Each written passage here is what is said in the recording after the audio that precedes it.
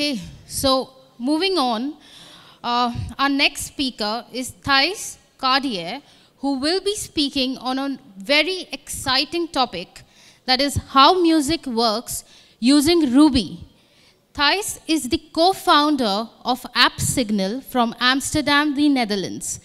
He's been programming in Ruby since discovering when it was still in the beta stage in 2005. He's been producing music as a serious hobby for a couple of years now and uses Ruby as a way of actually learning to understand what he's doing. Please welcome Thijs to the stage. Thank you. Yeah, so thank you for having me in your great country. It's my first time here, and it's been a very interesting experience. I hope I can give you a nice presentation today. So I work at App Signal, and in my company we have a tradition of doing a yearly Flash Talks conference. So everybody in the country does like little talks, and they can be about all kinds of subjects like Serbian coffee or meerkats, who are not nice, presumably. I did not know this, but they can be very mean. Well, Serbian pipes, you know, we have some people in Serbia, and that's, you know, things can get weird there. Procrastination. And this material in this talk was kind of developed over multiple years because I kept doing like these talks on like little subjects of how music making works, and I've gathered that all up for you today, and I'm presenting it to you now, so hopefully you can learn something interesting from it. So what I do is, when I'm interested in something, I try to use code as a way of understanding it better, because once you write code that does something, you know for sure that you really get it. So I think this is like generally a pretty interesting approach I would advise for you as well, to just use the code to learn something in a hobby, for example. So that's what we're doing today with music. So what are we covering? We're going to do a quick history lesson of music technology and how recording sort of became technically possible. Then we're getting into how digital audio actually works, what it is, and how we can kind of visualize it, all using Ruby code.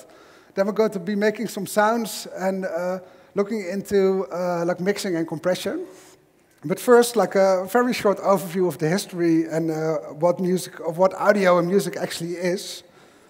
So what is music actually made of? So music is a waveform that kind of like moves through the air. So as I speak to you now at the moment, you know, these speakers right over here, they have like these cones in them that are moving around and are actually making sure that the air molecules bounce against each other, and they're kind of bouncing in a row until they reach your ear, which makes you hear me. And the best way to visualize that is like thinking about waves in water. It's actually the exact same principle. So like as so pressure is applied here, like a speaker does, and that kind of like creates these waves that are kind of just going on until they eventually have no energy left and die down. So it goes from the speakers to your ear, and then in your ear, there are these little hairs called follicles, which vibrate as the vibrations come in. And that gets transmitted to your brain through the nerve system. And then the brain actually creates the sound that you're hearing. So especially music is something that doesn't necessarily really exist in reality. It's like really processing that our brain applies to these incoming sound systems that kind of find the meaning or the language or the music in the audio that's coming in. And like the scientists that work on this haven't really completely figured out how this works. So it's kind of unknown exactly how this works. So maybe in the future we will find out. But for now it's a bit of a mystery. So how does the brain map these waveforms? What do we know about it? There's a couple of different aspects to this. So the first one is pitch. And pitch is how fast this oscillation of this waveform is. So like a very low bass sound would move about like 60 times per second, and a very high sound could go up to 2,000. And pitch is something like this. So, So this is like a pitch, and if you turn it into, and if you do multiple pitches, you end up with something that already starts to sound a little bit like music. I apologize for using a Western scale. I tried to make like really cool Indian music style examples, and then it turns out that that is really hard, and I didn't know how. So I did try. So the next thing is timbre. So if we take this scale that we just listened to, when we let it play by piano, you get something like this. So this is actually the same notes, same pitch, same tempo, only it has a different sound. And the last thing that applies here is tempo. So this is what we did today. So if you remember, we were all a part of this. So that's tempo. So tempo is things happening in time with pauses and emptiness in between. And if you combine all these two, I'm afraid we're back to the boring Western music now. So if you start with a scale, and you add like a little drum to it, you know, it already starts to sound a little bit like music, and then we add a little bass. And you know, you can combine these components, and you end up with a like extremely simple piece of music. But I think everybody here will recognize that it is musical in a way. And I think that's kind of the magic of music, is that you combine like a few of these very simple principles, and then somehow our brain just imagines this meaning out of it. And you know, I think it's a beautiful mystery. So back in the day, when like before the second, well, in the 19th century, there were no recording technologies, so you could only listen to a band playing live, or do what we did today, so like do communal kind of music. And this idea of recorded music is really quite new. And we're going to quickly go over sort of like the history of it all.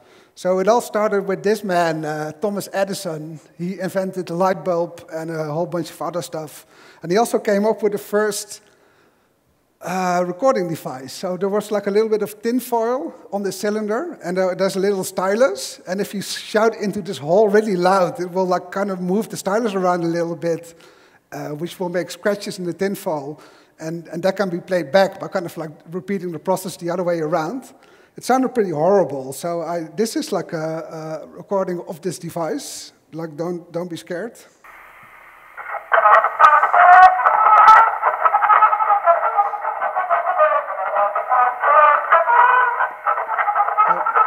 Sorry about that. That was a little louder than I anticipated. Yeah, so then somebody called Berliner invented this device. And I think this is one of the earliest cases of trying to get around a patent case. Because Thomas Edison had patented this cylinder. So this guy named Berliner came up with a flat disk because he didn't want to be sued by Edison. So I guess like nothing really changed in the tech industry in 100 years as we are still dealing with these kinds of things. This one sounds like this. Sorry about that.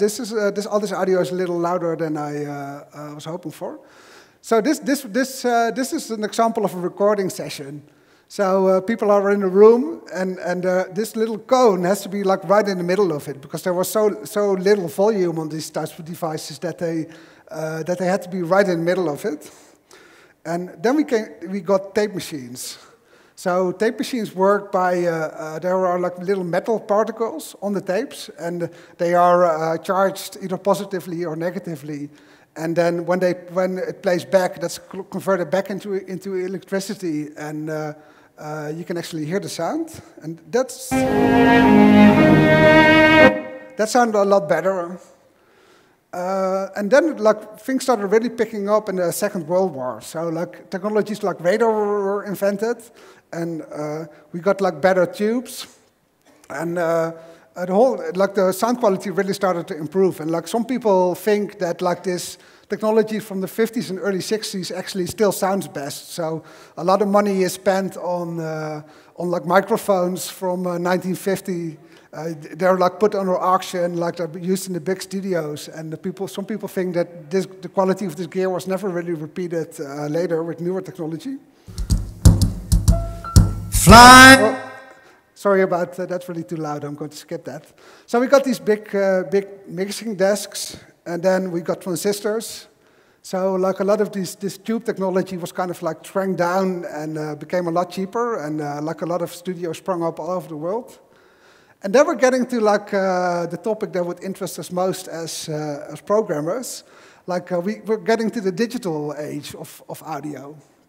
So the CD was invented, and the CD encodes numbers on this disk, but with like little dents in the plastic, which are read by a laser. So this is the first time we really got digital audio, and that brings us to the question of like, what is digital audio and how can it actually work? So digital audio works by sampling a wave. So you see the blue line here, which is like the real thing that was happening in reality. And the red angles kind of like indicate all the points where a sample was made. So if you've got like a really round wave and you just sample it often enough, you can use those values from those samples to just recreate that wave. And if you do that often enough, it's impossible to hear by humans. So this is the basic principle of digital audio. You sample it, you turn it into numbers, which are like either on the positive side of things or on the negative side of things. And you use that to like reconstruct a wave and turn it back into electricity and like send it out over a speaker.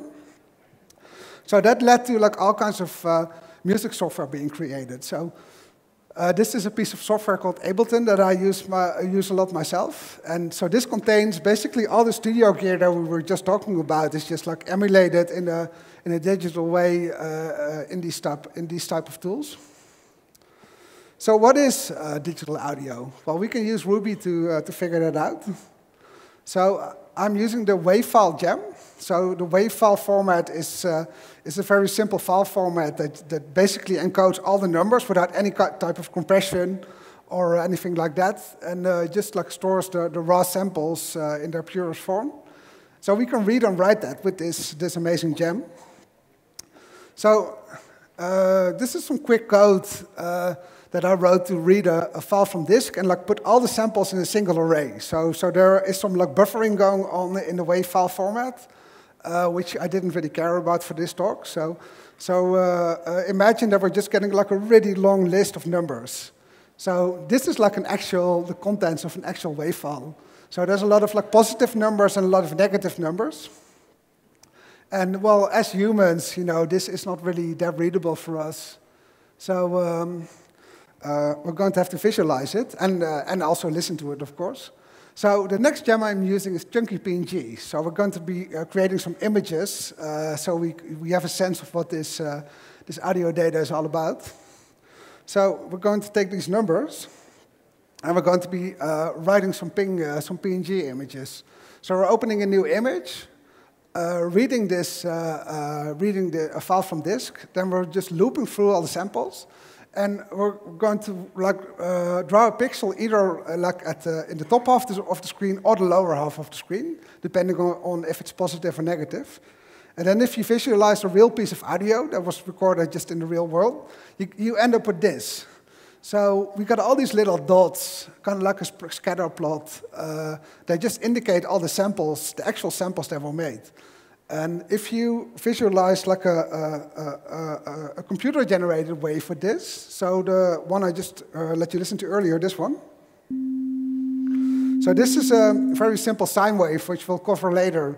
That looks like this. So you can see if there's a clear pattern in the data, you know, you get a really clear visualization, and like real-world data is messy. So I guess we're all familiar with that.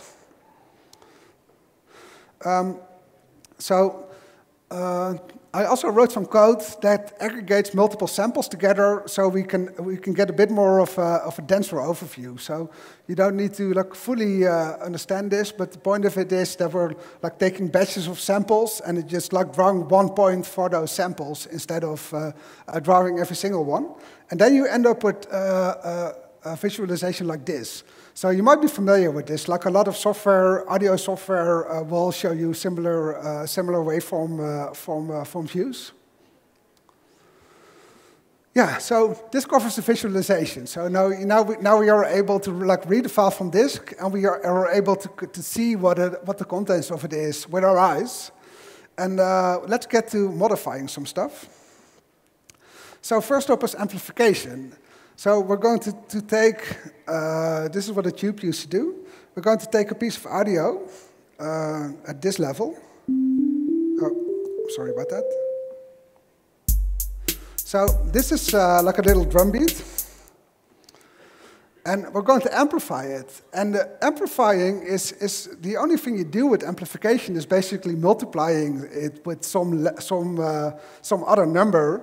So we're looping through the whole thing, multiplying the value and writing it back. And then we end up with a louder version of it. And I think this is kind of an interesting example because it shows you how, in the end, it's all relatively simple. It's just a bunch of numbers, and you can manipulate them in sometimes almost stupid ways, and then it still works. So what can happen? Oh, sorry. Yeah, this is the visualization of the louder sample. So what can happen if you go too loud? You get something called clipping. So that will, whenever we go over the range of what the sample, what the highest value of a sample can be, you get this really ugly distortion. So that looks like this and sounds like this.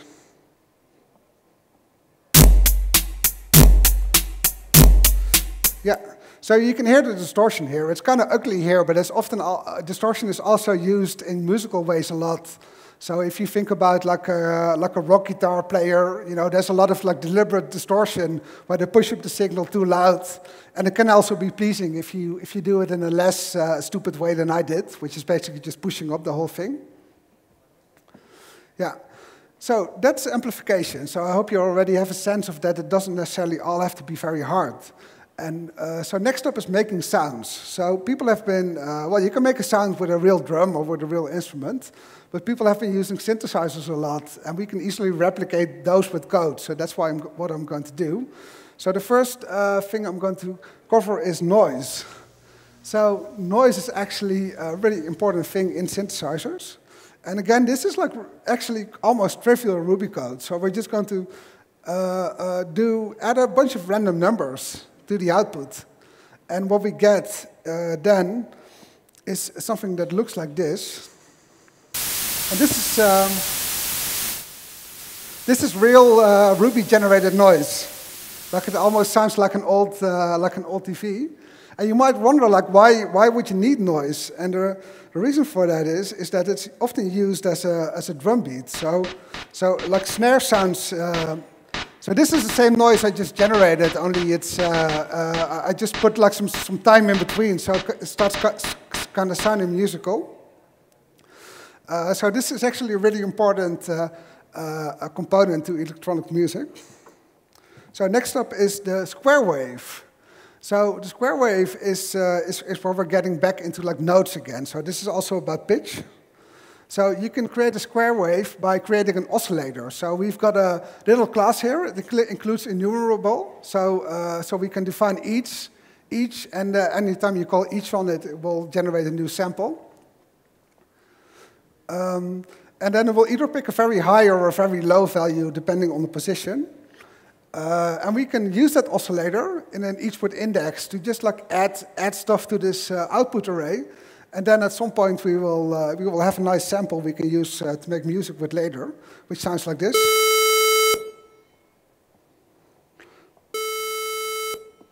Yeah. So that's one of the most important sounds in electronic music. You might not recognize it, but like once they apply the further processing, you would. Another one is the sine wave.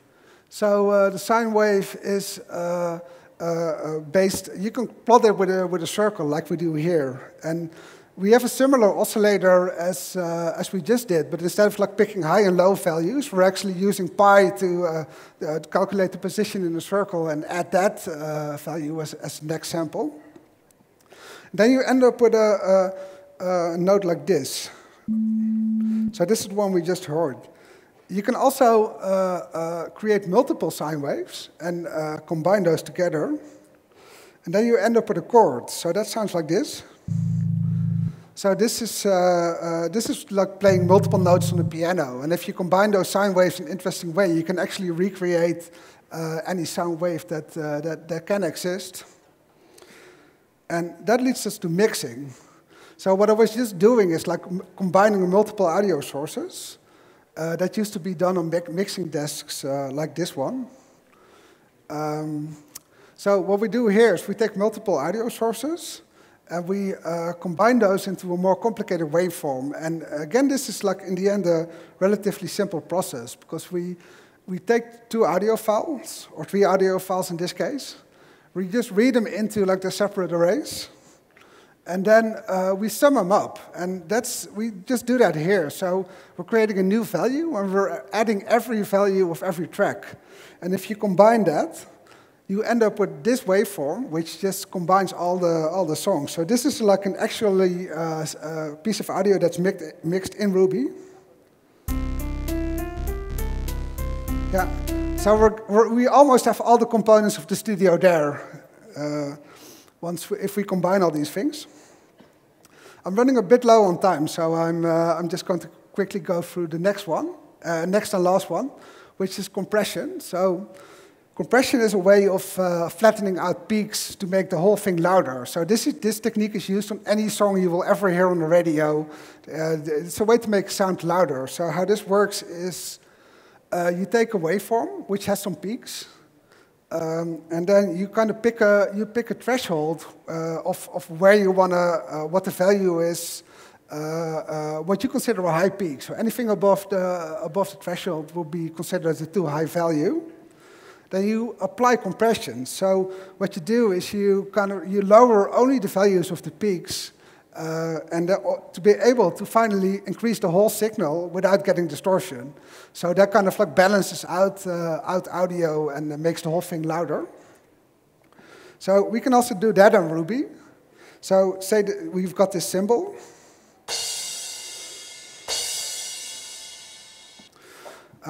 We can compress that like by doing with 2 method calls. So first one is first we're looking for samples above the threshold, and we're lowering those down, and again writing a new output array as we do on in the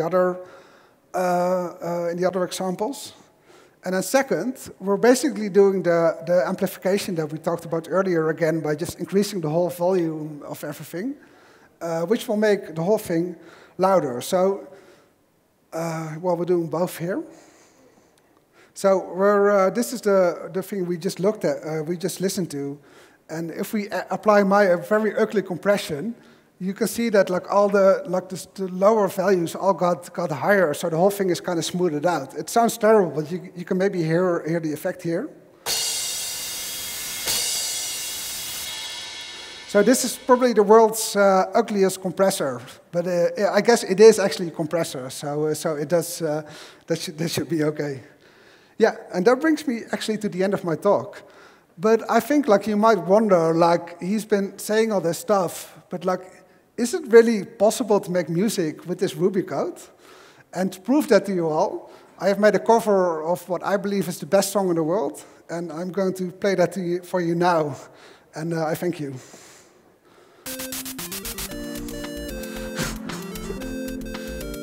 Only Ruby sounds. That's it.